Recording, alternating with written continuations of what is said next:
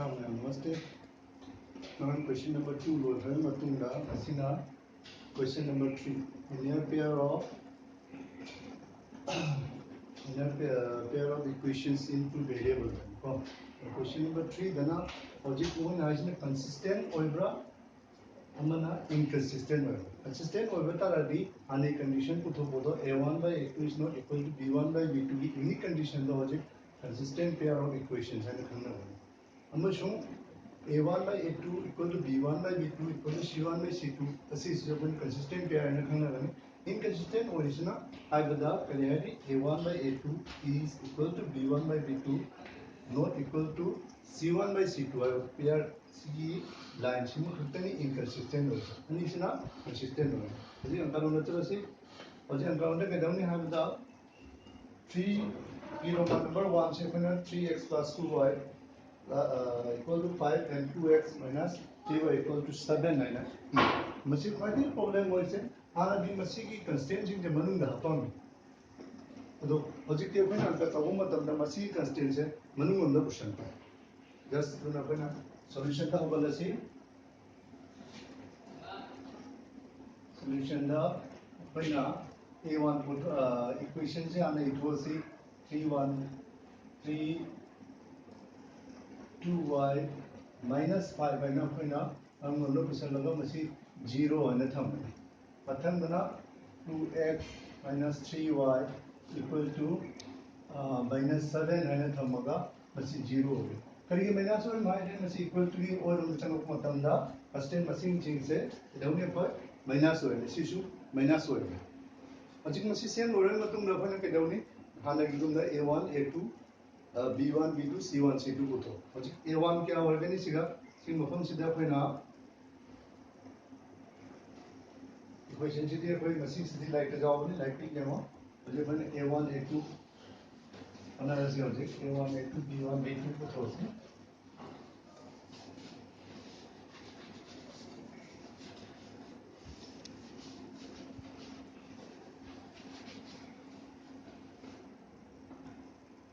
A1 में क्या होगा नहीं परफॉर्म सीधा एक से मुकाबला ले रही है A1 ने 3 हो रही नहीं A2 में क्या होगा नहीं x t मतलब x से मुकाबला ले रही है कोफिशिएंट जो अपने लाओ रखने नहीं मतलब दा B1 क्या होगा नहीं y के मुकाबला ले रही कोफिशिएंट 2 होगा नहीं मसूम सी किसना y के मुकाबला ले रही है ना B2 ने लाओ रखने B2 से क्या ना सीधा -3 C से -3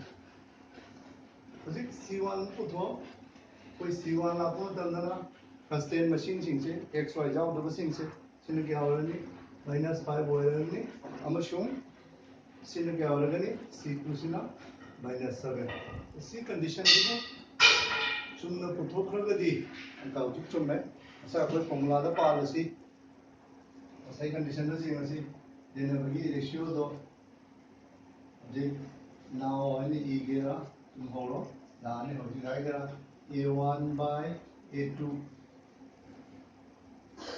a1 na 3 a2 na 2 mathanga b1 by b2 b1 by b2 kya ho raha nahi yes hoji ani se manadre asi ani si ratio se manadre ga di पर हान बगी कंडीशन दो fungi अदो जी कई मन मैंने थाने पर करी वजह जी condition first condition therefore a1 by a2 is not equal to b1 by b2 होए तो ये करी वजह नहीं अभी बा चलो तुम निशान बनाने ये बता मतलब मुझे दिखाना नहीं अभी बा इक्वेशन है नहीं ऐसी अभी बा therefore अभी बा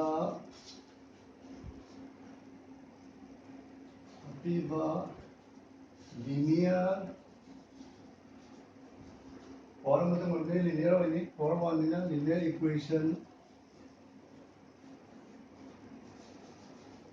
अनि सी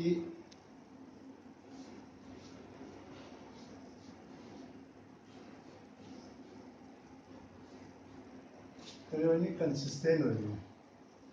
consistent स्मार्ट तो करने पर बुद्ध को जागनी हाँ भी कंडीशन से चेक करते हैं सुमो यदि थर्ड कंडीशन चेक पे मतलब तारा मशीन का फंक्शन स्मार्ट तो ना क्वेश्चन नंबर 1 ने मशीन 3 की 1 3 की रोमा नंबर 2 अदेदी 3 4 8 लाइक कथा आधा बुद्ध को ताऊ रे ना फिर मुन्ने जेंगो 8 नस्ल अलग है 3 की रोमा नंबर 2 चल रहा है सिने x सिने x लाई ये मथंग दा एनी इक्वेशन जैसे मैंने पूछा लगा कई तब रहा बता x a पुथोए a2 पुथोए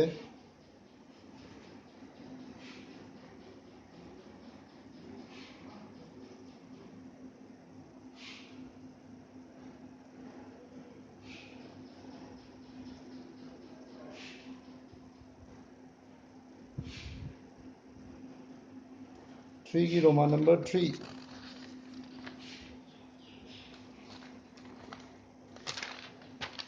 3 की रोमा नंबर 3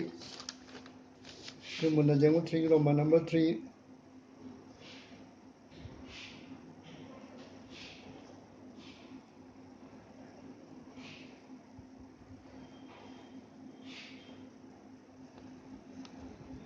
3 की रोमा नंबर 3 से जेंगो होजिक इक्वेशन सुमाय लाई रे ऐना सॉल्यूशन तबो मतम दा केदवरे मसी 7 जे मनुंग लोन पुछले 14 मनुंग लोन पुछले दन माइनस होइग्रे मसी a1 by a2 a1 by a2 1 by 6 b1 by b2 सु कंगना माइनस 1 by 6 होए अंकुम अदुना a1 by a2 की रेशियो b1 by b2 की रेशियो अनि से मानद्रे नापी ब लीनियर इक्वेशन अनि से अंकुम कंसिस्टेंट होए रोमा नंबर 3 रोमा नंबर 4 तुम दा नखोन होमवर्क ओइन तवरो आई खरा लुबा म होट के रोमा नंबर 5 3 की रोमा नंबर 5 से हो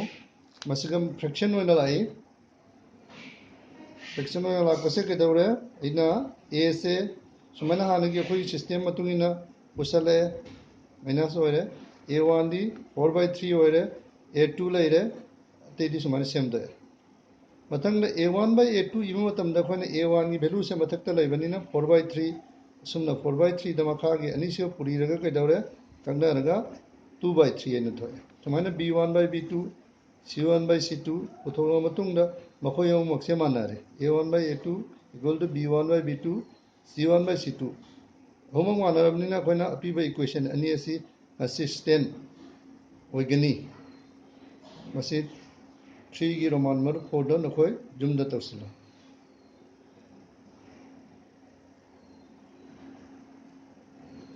थैंक यू